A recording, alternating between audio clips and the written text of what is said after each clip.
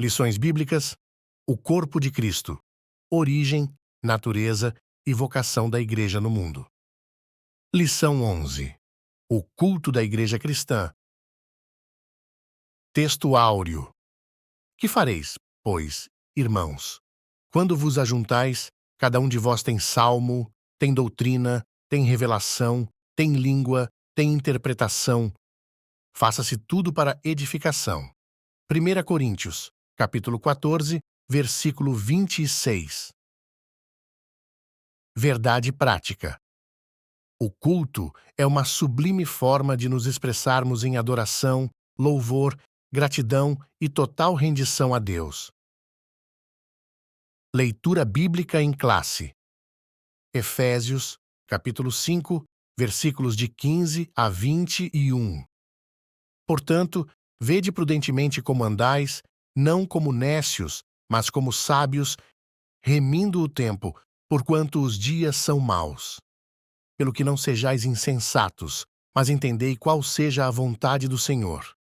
E não vos embriagueis com vinho, em que há contenda, mas enchei-vos do Espírito, falando entre vós com salmos, e hinos, e cânticos espirituais, cantando e salmodiando ao Senhor no vosso coração, dando sempre graças por tudo a nosso Deus e Pai, em nome de nosso Senhor Jesus Cristo, sujeitando-vos uns aos outros no temor de Deus. Introdução. Nesta lição, vamos estudar o culto cristão sob diferentes aspectos, pois precisamos conhecê-lo em sua natureza. Aqui, veremos que o culto é santo e, por isso, deve ser solene. Assim, também, mostraremos que a glorificação de Deus e a edificação da Igreja são os propósitos sublimes do verdadeiro culto cristão.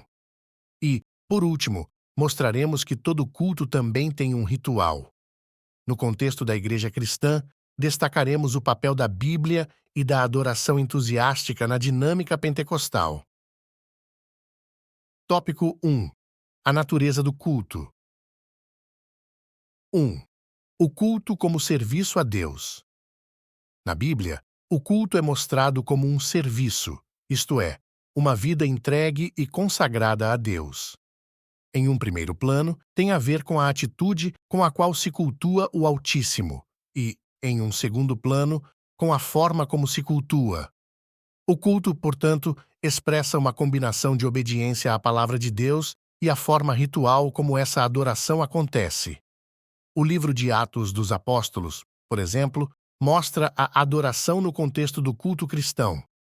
Enquanto os cristãos serviam, do grego leiturgeo, isto é, cultuavam ao Senhor, o Espírito Santo comissionou os primeiros missionários da Igreja. 2. O culto deve ser solene.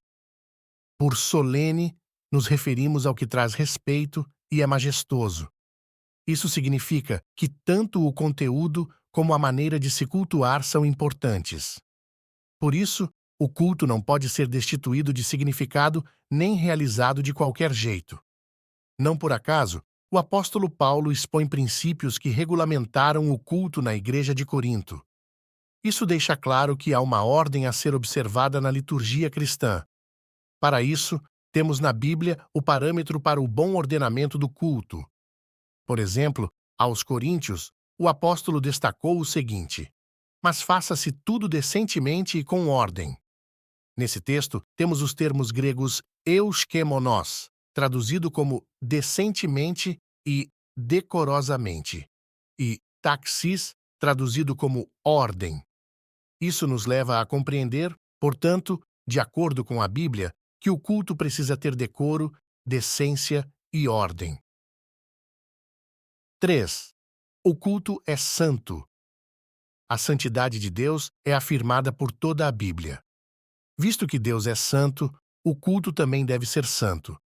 Dessa forma, nada que fosse profano deveria fazer parte do culto e da vida de quem o praticava no Antigo Testamento. Assim, o limite entre o santo e o profano deveria ser mantido. Por outro lado, o Novo Testamento também põe em destaque o viver cristão na esfera do culto, isto é, de uma vida a serviço de Deus. A igreja é o espaço sacro onde o culto acontece. Assim como no Antigo Testamento, o culto cristão também não deve ser profanado. Nesse caso, tanto a conduta como o modo de viver são levados em conta na esfera do culto. Sinopse 1. Sendo o culto uma forma de serviço a Deus, sua prática requer reverência, ordem e santidade. Tópico 2. O propósito do culto. 1. Glorificar a Deus. O culto é uma celebração que se faz a Deus. Celebramos a grandeza de Deus e seus poderosos feitos. Assim, o culto é uma celebração pelo que Deus é e pelo que Ele faz.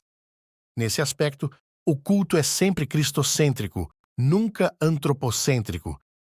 Cristo é a esfera ou lugar onde deve acontecer o verdadeiro culto. Ele é o único mediador entre Deus e os homens e o eterno sumo sacerdote. Se Deus não é celebrado, se Ele não é glorificado, então o culto perdeu o seu real sentido. 2. Quando não se cultua a Deus. De fato, há cultos que não cultuam a Deus. Paulo censurou os coríntios afirmando que, quando vos ajuntais num lugar, não é para comer a ceia do Senhor. Era como se dissesse: o que vocês estão celebrando não é a ceia. Não era um culto o que eles estavam fazendo. Não daquela maneira. Infelizmente, há muitas reuniões envernizadas para se parecerem com um culto, mas, de fato, não são. Parecem reuniões profanas, tanto na sua forma quanto na sua essência. Não buscam glorificar a Deus. 3. Edificar a igreja. Um dos propósitos principais do culto é trazer edificação à igreja. Assim, na esfera do culto, tudo deve buscar a edificação. O verbo grego oikodomel, traduzido como edificar, ocorre 40 vezes no Novo Testamento, enquanto o substantivo oikodomé, traduzido como edificação, ocorre 18 vezes.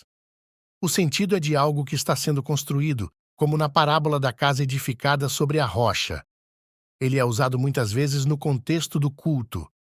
O fato mais claro de que um dos propósitos do culto é trazer edificação para a igreja está revelado no capítulo 14 de 1 Coríntios.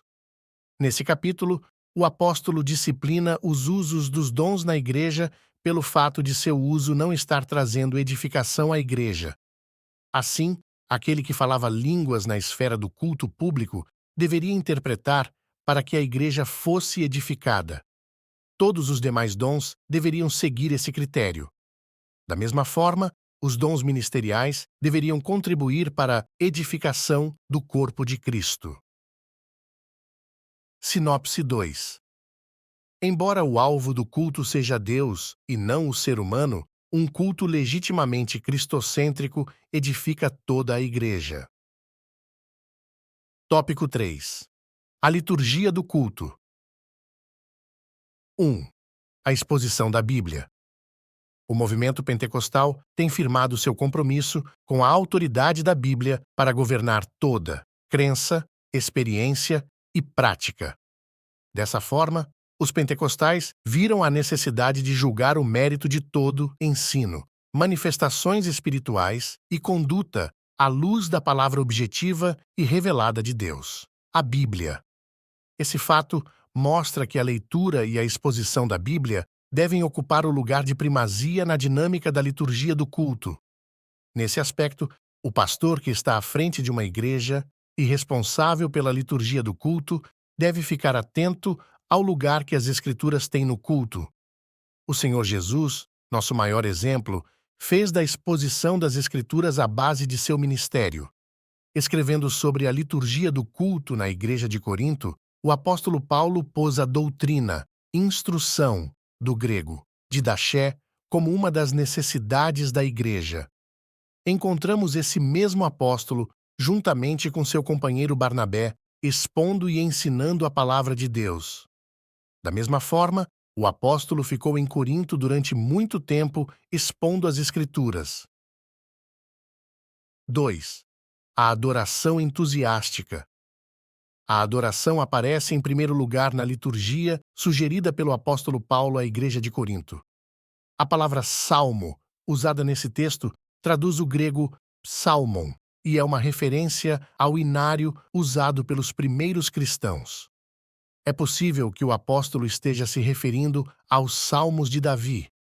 Não há dúvida de que a adoração na igreja primitiva era entusiástica. Isso porque Paulo se refere a cristãos cheios do Espírito que se reuniam para adorar. 3. O lugar da adoração no culto pentecostal.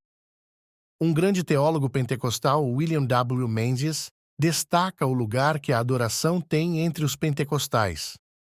De acordo com ele, desde o começo, os pentecostais foram conhecidos no mundo todo pelas reuniões de cultos alegres e ruidosas. Isso era visto nas reuniões de oração, nas quais todos os presentes, coletiva e eloquentemente, derramavam o coração perante Deus em oração e louvor. Isso também acontece no levantar das mãos como resposta à percepção de que Deus se faz presente.